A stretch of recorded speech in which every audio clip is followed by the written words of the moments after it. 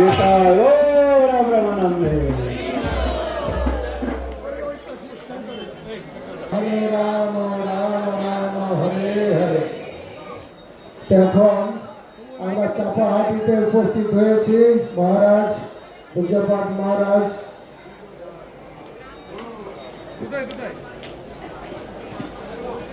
এই ঋতুদ্বীপের কথা বলবেন, কাহিনী বলবেন বিজয়বাণীনাথের কথা। তারপরে আমাদের মাঝে উপস্থিত হবেন ভক্তি পুরুষোত্তম স্বামী মহারাজ। উনি জয়দেবের কথা, গীত গোবিন্দের কথা তিনি আলোচনা করবেন। হরি বল। আর হতে পারে গুরু মহারাজ আমাদের কাছে মেসেজ পাঠাচ্ছেন, তারপরে আমরা গুরু মহারাজের কথাও শুনব। হরে কৃষ্ণ।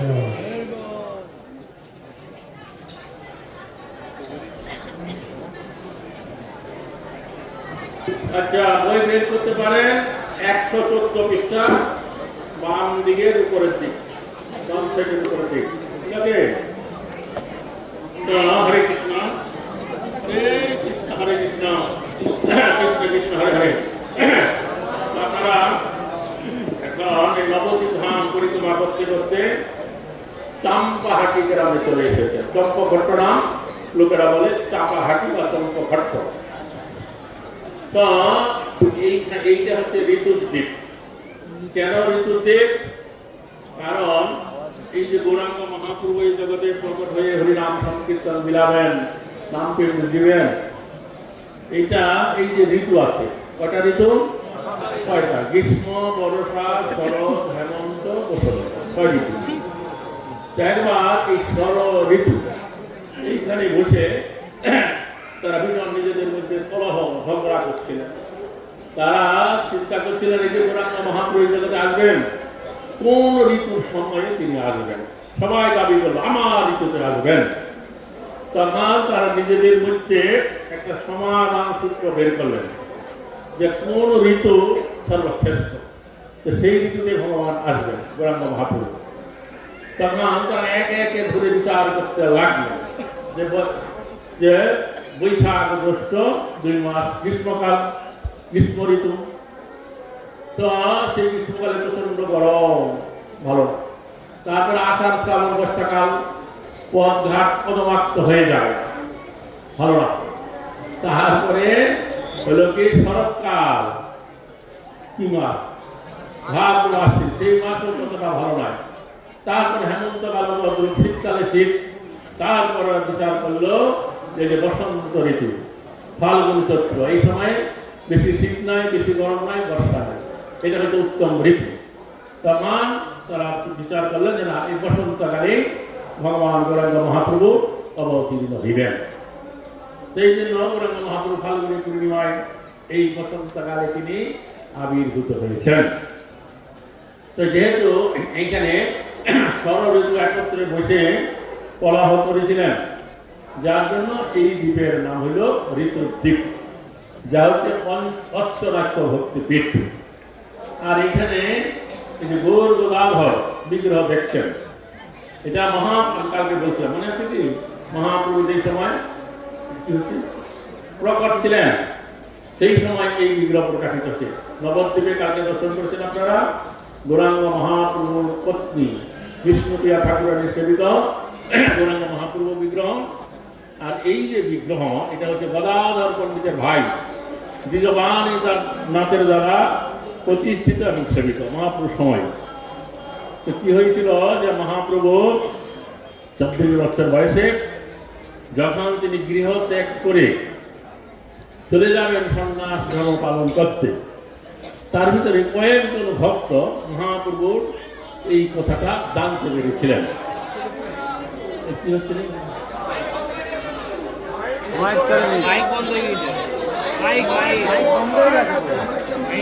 বন্ধ হয়ে গেছে।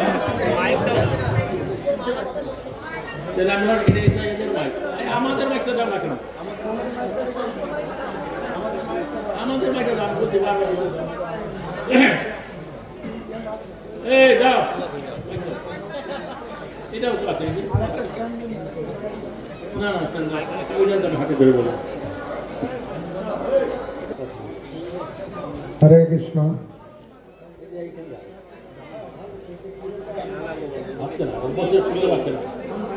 হরে কৃষ্ণ, আপনারা শুনতে পাচ্ছেন? শুনতে পাচ্ছেন? বলেন, যারা শুনতে পাচ্ছেন তারা হাত তুলুন। দেখুন মহারাজ, হরে কৃষ্ণ। এবার হাত নামান, কারা কারা শুনতে পাচ্ছেন হাত তুলুন। মহারাজ সবাই শুনতে পাচ্ছে। কিন্তু ওটা তো এখানে হবে মহারাজ, এটা পিছনে শুনতে পারবে না, কিন্তু এটা হলে ওখানে শুনতে পারবে।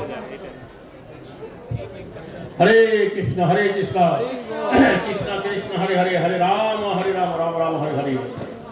তো তাদের ভিতরে যে কয়েকজন ভক্ত মহাপ্রভুর সন্ন্যাস গ্রহণ করে মায়াপুর নবদ্বীপ ছেড়ে চলে যাবে, মাত্র কয়েকজন ভক্ত জানতে পেরেছিলেন। তাদের মধ্যে অন্যতম ছিলেন এই দ্বিজবাণীনাথ, গদাধর পণ্ডিতের ভাই। তিনি এই কথা শুনে কেঁদে একেবারে আকুল হইলেন এবং গৌর গদাধরকে বললেন, তোমরা যদি এই মায়াপুর নবদ্বীপ ধাম ছেড়ে চলে যাও, তাহলে আমিও আর এই নবদ্বীপ মায়াপুরে বাস করব না, আমি দেশান্তরী হয়ে যাব। তখন এই গৌর গদাধর দ্বিজবাণীনাথকে বুঝালেন যে তুমি এতটা বিকুল হয়েও না, তুমি যদি আমাদের বিরহ সহ্য করতে না পারো, তাহলে মায়াপুরের অপর পারে, গঙ্গার অপর পারে চম্পাহাটি নামক একটা মনোরম গ্রাম আছে, সেখানে গিয়ে তুমি বাস করো। আর সেখানে আমাদের এই দুইজনের বিগ্রহ গৌর গদাধর বিগ্রহ প্রতিষ্ঠা করে তার সেবা করো, আমরা বিগ্রহ রূপে তোমার সেবা গ্রহণ করব। তাই মহাপ্রভু যখন গৃহত্যাগ করে সন্ন্যাসী হয়ে গেলেন, তখন এই দ্বিজবাণীনাথ এখানে এসে বাস করেন এবং এখানে ভাস্করের দ্বারা এই গৌর গদাধর বিগ্রহ তৈরি করে তার সেবা প্রকাশ করেন। নিতাই গৌর তো সেই থেকে এই গৌর গদাধর এখানে বিরাজমান আছেন। আজ থেকে 515 বছর পূর্বে এই গৌর গদাধর বিগ্রহ এখানে স্থাপিত এবং প্রতিষ্ঠিত হয়েছে। এই বছর তার 515 বছর।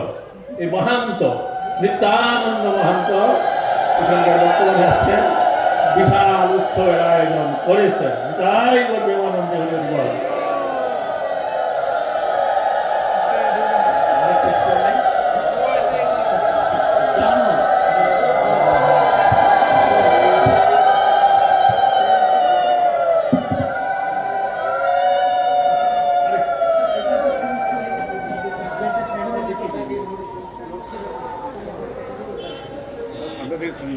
হরে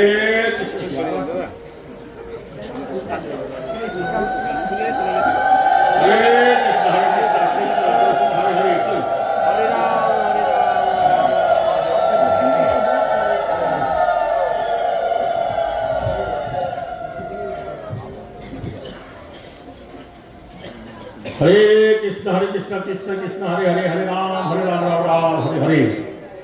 আপনারা সমুদ্রগড়ের কথা শুনলেন। যেই পর্যন্ত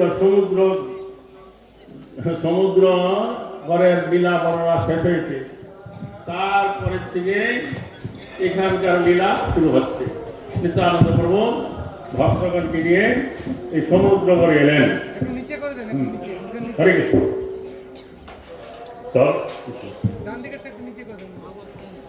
হরে কৃষ্ণ।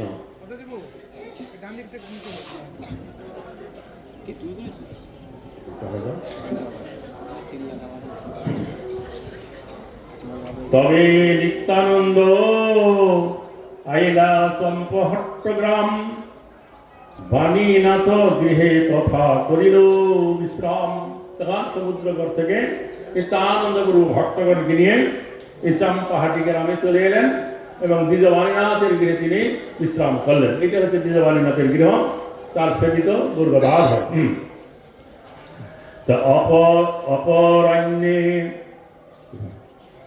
অপরাহ্নে চম্পখট্ট করয় ভ্রমণ, নিত্যানন্দ বলে শোন বল্লভ নন্দন। এই স্থানে ছিল পূর্বে চম্পক কানন, খদির বনের অংশ সুন্দর দর্শন। তো এই স্থানে পূর্বে চম্পক ফুলের বাগান ছিল এবং এই হচ্ছে বৃন্দাবনের যে খদির বন আছে, সেই খদির বনের অংশ। চম্পকলতা সখী নিত্য চম্পক লইয়া মালা গাথি রাধা কৃষ্ণে সেবিতেন গিয়া। এখানে চম্পক লতা সখী আসতেন এবং চম্পক ফুল চয়ন করে মালা গেঁথে রাধা কৃষ্ণকে পরাতেন। তা কলি বৃদ্ধি হইলে সেই চম্পক কাননে মালিগণ ফুল লয় অতি মনে। যখন এই কলিকাল আরম্ভ হয়েছিল তখন কি হলো, মালিরা এই চম্পক ফুল নিয়ে এখানে কি করত, আনন্দিত চিত্তে একবার হাট বসাইয়া এই মালা এই চাপা ফুল বিক্রি করতেন। হট্ট করি চম্পক কুসুম লয়ে বসি বিক্রয় করয় লয় যত গ্রামবাসী। এখন হাট বসাইয়া এই চাপা ফুল তারা বিক্রি করতেন আর গ্রামবাসীরা তা কিনে নিতেন। সেই হইতে শ্রী চম্পক হট্ট হইল নাম, চাপা হাটি সবে বলে মনোহর গ্রাম। তো সকলে সেই থেকে শ্রী চম্পক হট্ট বলে, তো এখন সকলেই চাপা হাটি বলে, অত্যন্ত মনোহর গ্রাম। যেই কালে লক্ষণ সেন নদিয়ার রাজা, জয় দেব নবদ্বীপে হনতার প্রজা। যেই সময় আজ থেকে 1000 বছর আগের কথা, যখন এই বাংলার রাজা ছিলেন লক্ষণ সেন, সেই সময় জয়দেব এবং কবি পদ্মাবতী তারা তার পূজা হয়েছিলেন, তার রাজ্যে তারা বাস করতেন। আমাদের যেখানে যোগপীঠ আছে, মায়াপুর পুষ্পবিষ আছে, তার থেকে যেতে যেতে যে শ্রীনাথপুর নামক গ্রাম আছে তার পাশে এই জয়দেবের পাঠ ছিল, বুঝতে পারছেন, এখন আর নাই। তো এখানে কবি জয়দেব পদ্মাবতীকে নিয়ে বাস করতেন। বল্লাল দিদি কাকুলে বাঁধিয়া কুটির, পদ্মা সহ বৈশে তথা জয় দেবধীর। 10 অবতার স্তব করি রচিল তথায়, সেই স্তব লক্ষণের হস্তে কবি যায়। তো এখানে বসে তিনি 10 অবতার স্তোত্র রচনা করলেন। তখন রাজা লক্ষণ সেন সেই 10 অবতার স্তোত্র প্রাপ্ত হইলেন। পরময়ানন্দে স্তব করিল পঠন, জিজ্ঞাসিলা রাজা স্তব করিল কোন জন। আনন্দে রাজা লক্ষণ সেন সে 10 অবতার স্তোত্র পাঠ করলেন এবং জিজ্ঞাসা করলেন যে এই 10 অবতার স্তোত্র কে রচনা করেছে। গোবর্ধন আচার্য রাজারে তবে কয়, মহাকবি জয়দেব রচয়িতা হয়। তখন গোবর্ধন আচার্য লক্ষণ সেনের সভা পণ্ডিত তিনি জানালেন, আরে কৃষ্ণ, কবি জয়দেব হচ্ছে রচয়িতা। কোথা জয়দেব কবি জিজ্ঞাসে ভূপতি, গোবর্ধন বলে নবদ্বীপে স্থিতি। গোবর্ধন আচার্য জানালেন তিনি নবদ্বীপ ধামে বাস করছেন, আপনারই প্রজা। শুনিয়া গোপনে রাজা করিয়া সন্ধান, রাত যুগে আইল তবে জয় দেবস্থান। তো রাজা অনুসন্ধান করে জানলেন তিনি কোথায় থাকেন এবং রাত্রিবেলা গোপনে তিনি জয়দেবের কুটিরে এলেন। তো বৈষ্ণব বেশেতে রাজা কুটিরে প্রবেশ, জয়দেবকে নতি করি বৈশে এক দেশে। তো বৈষ্ণব বেশে তিনি আইলেন রাজা এবং জয়দেবকে প্রণাম করে এক পাশে তিনি বসলেন। জয়দেব জানিলেন ভূপতি এই জন, বৈষ্ণব বেশেতে আইল হয়ে অচিন্তন। কবি জয়দেব বুঝতে পারলেন এ হচ্ছে দেশের রাজা এবং তখন তিনি কি বললেন, অল্পক্ষণে রাজা তবে দেয় পরিচয়, জয়দেবে যাইতে আপনয়ালয়। অল্পক্ষণের ভিতরে রাজা নিজের পরিচয় দিলেন এবং কবি জয়দেবকে তার রাজসভায় যাওয়ার জন্য আমন্ত্রণ জানালেন। অত্যন্ত বিরক্ত জয়দেব মহামতি, বিষয়ী গৃহেতে যেতে না করে সম্মতি। কৃষ্ণ ভক্ত জয়দেব বলিল তখন, তব দেশ ছাড়ি আমি করিব গমন। বিষয় সংসর্গে কভু না দেয় মঙ্গল, গঙ্গা পার হয়ে যাব যথা নীলাচল। আমি তোমার রাজ্যেই আর থাকবো না। বিষয় সংসর্গে কখনো কোনো মঙ্গল হতে পারে না, আমি গঙ্গা পার হয়ে নীলাচল ভাবে চলে যাব।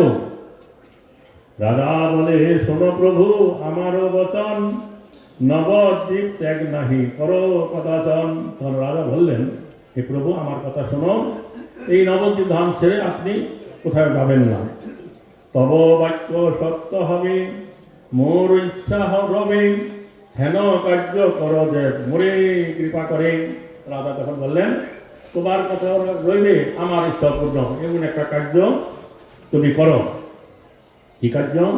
যে গঙ্গা পারে চম্পক হট্ট স্থান মনোহর, সেই স্থানে থাকো তুমি 2-1 বছর।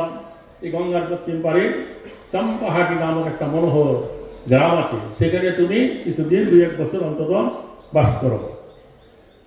মম ইচ্ছা মতে আমি তথা না যাইব, তব ইচ্ছা হইলে তব চরণ হেরিব। তো যখন তখন আমার ইচ্ছা অনুসারে আমি তোমার কাছে যাব না, তোমার অনুমতি নিয়ে তোমার ইচ্ছা হলে আমি কখনো কখনো তোমার কাছে যাব তোমার চরণ দর্শন করার জন্য। রাজার বচন শুনি মহাকবিবর, সম্মত হইয়া বলে বচন সত্তর। তো রাজার এই কথা শুনে কবি তিনি সম্মত হইলেন এবং বলতে লাগলেন, কি যদি বিষয়ী তুমি এই রাজ্য তোমার, কৃষ্ণ ভক্ত তুমি তব নাহিক সংসার। যদিও তুমি বিষয়ী, এই রাজ্য হচ্ছে তোমার, তথাপি তুমি হচ্ছে কৃষ্ণ ভক্ত, তোমার এই সংসার বন্ধন নাই। পরীক্ষা করিতে আমি বিষয়ী বলিয়াম, সম্ভাষিল তবু তুমি সহিলে শুনিয়াম। তোমাকে পরীক্ষা করবার জন্য আমি তোমাকে বিষয়ী বলে সম্বোধন করলাম, তথাপি তুমি তা সহ্য করলে। অতএব জানিলাম তুমি কৃষ্ণ ভক্ত, বিষয় লইয়া ফির হয়ে অনাসক্ত। অতএব আমি জানতে পারলাম যে তুমি হচ্ছে কৃষ্ণ ভক্ত, বিষয় লইয়া ফির, বিষয়তে অনাসক্ত হয়ে।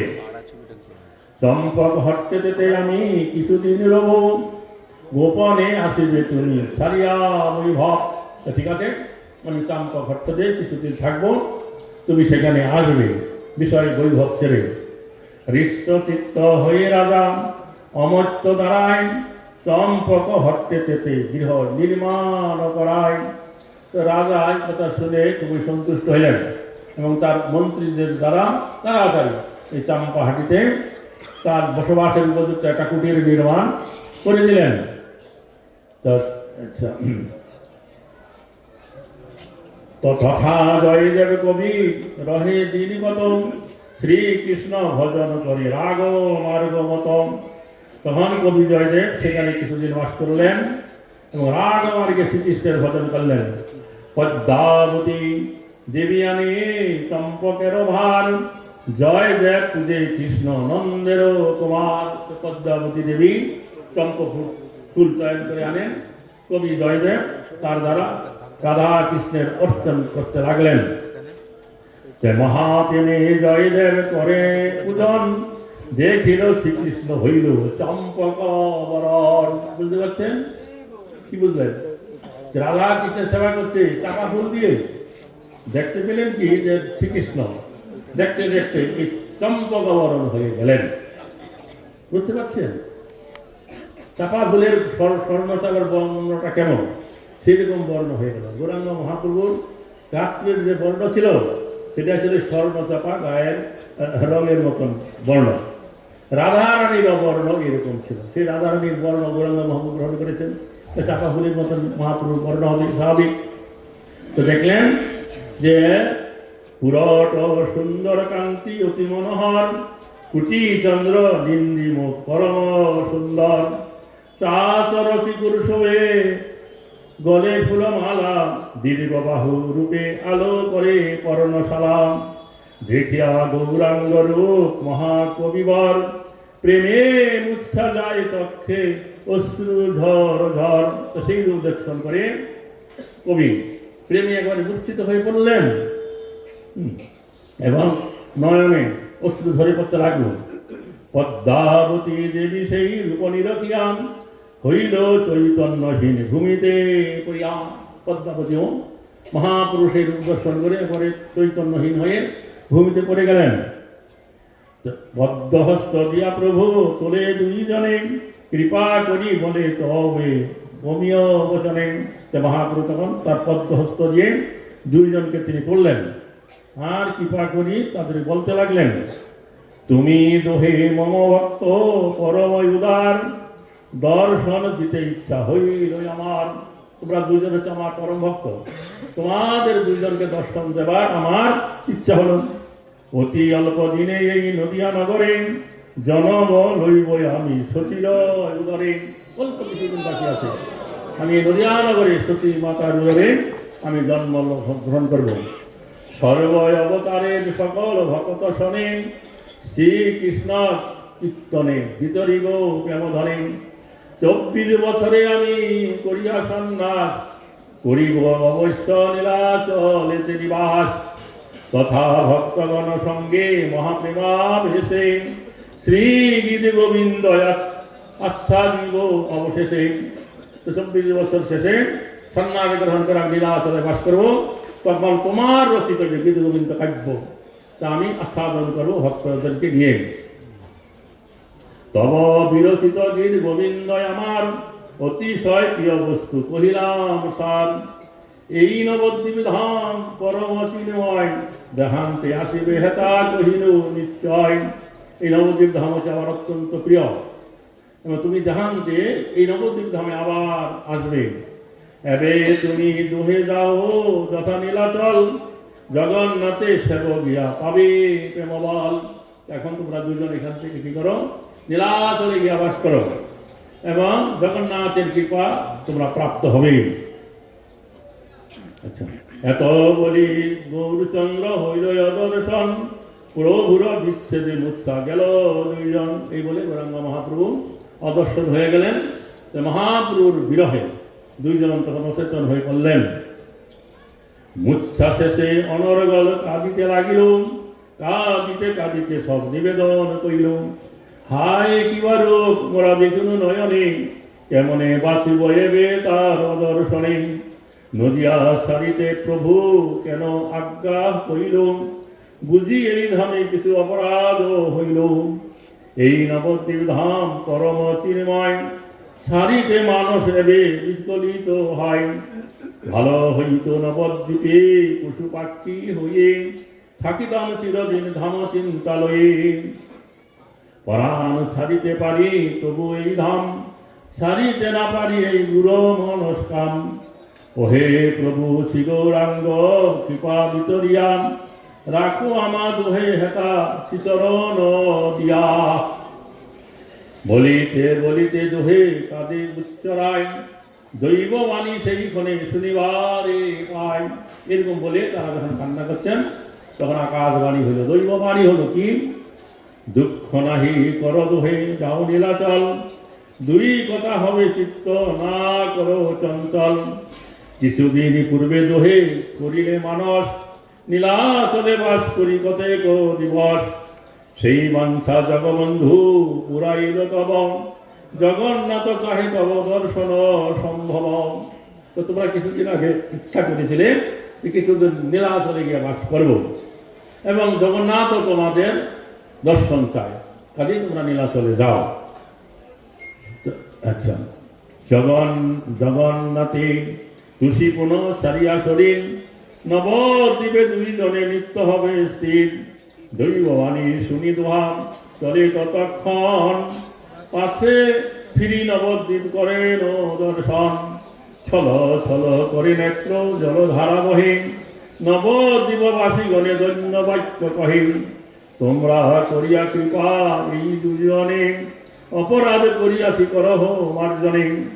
অষ্টদল পদ্ম সহ নবদ্বীপ ভাই, দেখিতে দেখিতে দোহে কত দূর যায়। দূরে গিয়া নবদ্বীপ নাহি দেখে আর, কাঁদিতে কাঁদিতে গৌর ভূমি হয় পার। কতদিন নীলাচলে কুচিয়া দুইজনে, জগন্নাথ দর্শন কইল হৃষ্টমনে। ওহে জীব এই জয় দেবর স্থান হয়, উচ্চ ভূমি মাত্র আছে বৃদ্ধ লোকে পায়।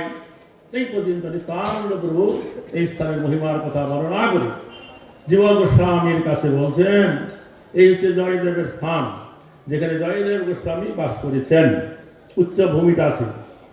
তখন জীব গোস্বামী কি করলেন, যে প্রেমে গড়াগড়ি যায় করে অরোদন। আচ্ছা, জয় দেবস্থান দেখি শ্রীজীবতগণ, প্রেমে গড়াগড়ি যায় করে অরোদন। ধন্য জয় দেব কবি, ধন্য পদ্মাবতী, শ্রী গীত গোবিন্দ ধন্য ধন্য কিস্মরতী। জয় দেব ভোগ কইল যেই প্রেম সিন্ধু, কৃপা করি দেহ মোরে তার এক বিন্দু। এই কথা বলি যে ধরণী লুটায়, নিত্যানন্দ শিশরণে গড়াগড়ি যায়। সেই রাত সবে রয় বাণীনাথ ঘরে, বংশ সহ বাণী নিত্যানন্দ সেবা করে। নিতাই জন্মবা পদচ্ছয়া আসদার, নদীয়া মহস্য গায়কিন সরসার। নিতাই গৌরবানন্দ। জয় চম্প ভট্ট কি জয়, কবি জয় দেব পদ্মাবতী কি জয়, গৌর গদাধর কি জয়, গৌর রত্নানন্দে হরি হরি বল। এখন আমাদের মাঝে উপস্থিত হয়ে গেছেন পূজ্যপাঠ ভক্তি পুরুষোত্তম স্বামী মহারাজ। তিনি এই গীত গোবিন্দ সম্বন্ধে এবং জগন্নাথের সম্বন্ধে, জয়দেবের সম্বন্ধে অনেক গ্রন্থ রচনা করেছেন। এখন তিনি কবি জয়দেব এবং তার রচিত গীত গোবিন্দ সম্বন্ধে কথা বলবেন। হরে কৃষ্ণ। তাই তো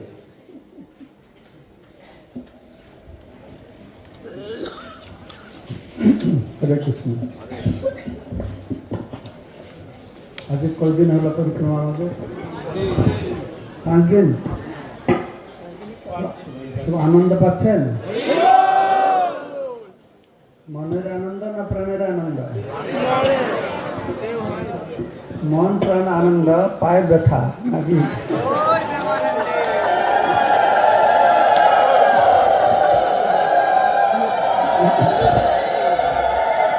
नमः विष्णुपादाय कृष्णप्रेष्ठाय भूतले श्रीमते भक्तिवेदांत स्वामिने नामिने। नमस्ते सारस्वती देवे गौरवाणी प्रचारिणे निर्विशेष चिन्नवादी पाश्चात्य। আপনারা শুনতে পাচ্ছেন? একটা সুশেষে শোনা যাচ্ছে?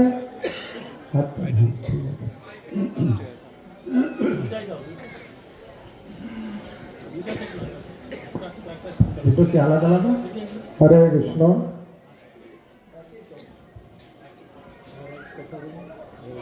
হরে কৃষ্ণ। এটা ভালো।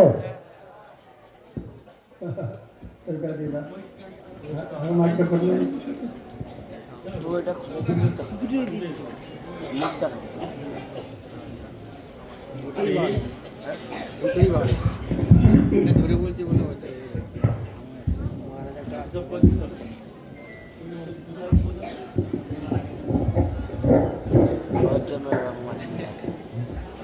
হরে কৃষ্ণ।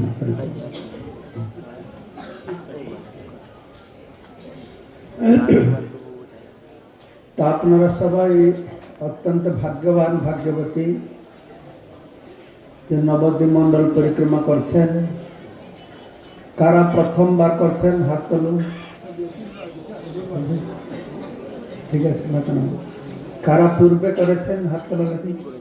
তাও সংখ্যা কম নেই, সংখ্যা কম নেই, খুব ভালো। এই নবদ্বীপ পরিক্রমা কথা শ্রবণ করলে আমরা বুঝতে পারব যে কত ভাগ্য হলে এই নবদ্বীপ পরিক্রমায় যোগদান করা যেতে পারে। এই